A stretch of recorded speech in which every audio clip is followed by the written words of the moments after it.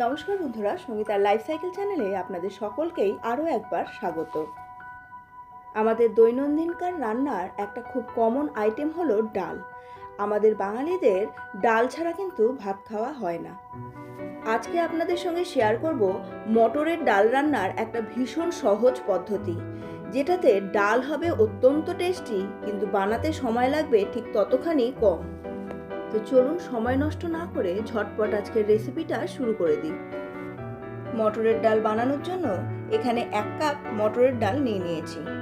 এখানে আমি measurement cup হিসেবে একটা চায়ের কাপ ব্যবহার করেছি। এবার এই চায়ের কাপের মাপেরই 1 কাপ জল দিয়ে এই ডালটাকে ভালো করে ভিজিয়ে রেখে দেব আধা ঘন্টা থেকে 40 মিনিট মতন। এইবার এখানে ফোড়নের জন্য 1 টিস্পুন 5 ফোড়ন নিয়েছি, আর এই 1 টিস্পুন 5 ফোড়নের মধ্যেই দিয়ে দিলাম আরও হাফ টিস্পুন মেথি দানা। ফোড়নের জন্য এখানে আর নিয়েছি 5 থেকে 6টা শুকনো লঙ্কা আর 4 থেকে 5টা তেজপাতা। মশলার মধ্যে এখানে দেব শুধুমাত্র 1.5 টেবিল চামচ আদা বাটা, আর অন্য কোনো রকমের কোনো মশলা কিন্তু এখানে ব্যবহার করব না। এর পরের স্টেপটাই ভীষণ মজাদার স্টেপ এবং খুব দ্রুত হয়। একটা প্রেসার কুকারের মধ্যে 1.5 টেবিল চামচ মতো সরষের তেল নিয়ে নেব। তেলটা একটু গরম হলে এর মধ্যে শুকনো লঙ্কাগুলো দিয়ে খুব ভালোভাবে ভেজে নেব। একদম লাল করে ভেজে নিতে হবে, যাতে শুকনো লঙ্কার গন্ধটা খুব সুন্দরভাবে বেরিয়ে চলে আসে।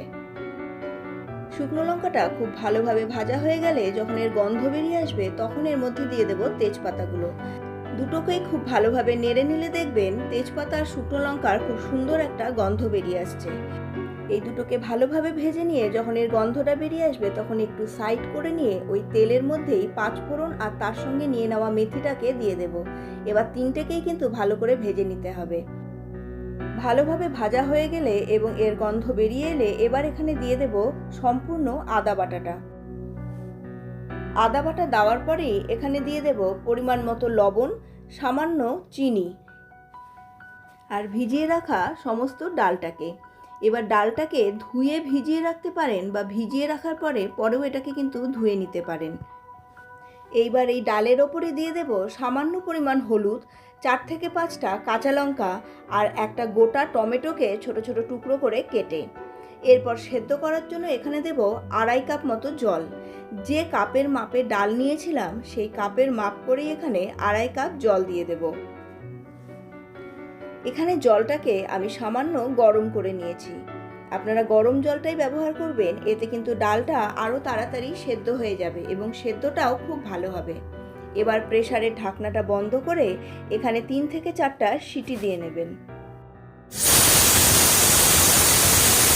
3 থেকে 4টে সিটি পড়ার পরে গ্যাসের ফ্লেমটা বন্ধ করে এবার এটাকে ঠান্ডা করতে দেব।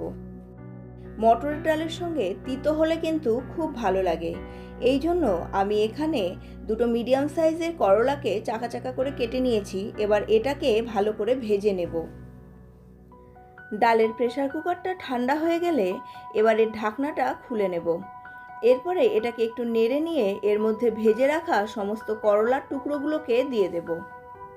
এবার সবগুলোকে খুব ভালোভাবে নেড়ে নিয়ে এখানে 1 থেকে 1.5 টেবিল চামচ গাওয়া ঘি দিয়ে দেব। আবার ভালোভাবে নেড়ে নিয়ে ঢেকে রেখে দেব মিনিট 10 জন্য। ভীষণ ঝটপট তৈরি হয়ে যায় এই ডালটা, আর টেস্ট হয় সত্যি অসাধারণ। বন্ধুরা, একবার হলেও বাড়িতে মটরের ডাল এইভাবে রান্না করে দেখুন, সত্যি আপনাদের খুব ভালো লাগবে।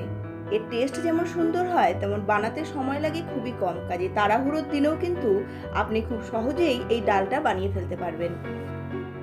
আমার আজকের এই ডালের রেসিপিটি যদি আপনাদের ভালো লেগে থাকে, তাহলে অবশ্যই একটা লাইক করে দেবেন। আর চ্যানেলে নতুন হলে চ্যানেলটিকে সাবস্ক্রাইব করতে ভুলবেন না। আর যদি চ্যানেলটিকে সাবস্ক্রাইব করেই থাকেন, তাহলে পাশে থাকা বেল বাটনেও ক্লিক করে দিন, যাতে আমার প্রতিটি নতুন রান্নার নোটিফিকেশন আপনাদের কাছে পৌঁছে যায় সবার আগে। আপনাদের সঙ্গে দেখা হচ্ছে পরবর্তী আরেকটি নতুন ধরনের রান্নার ভিডিও নিয়ে। ততক্ষণ সুস্থ থাকুন, ভালো থাকুন এবং রেসিপিগুলোকে অবশ্যই বাড়িতে ট্রাই করুন।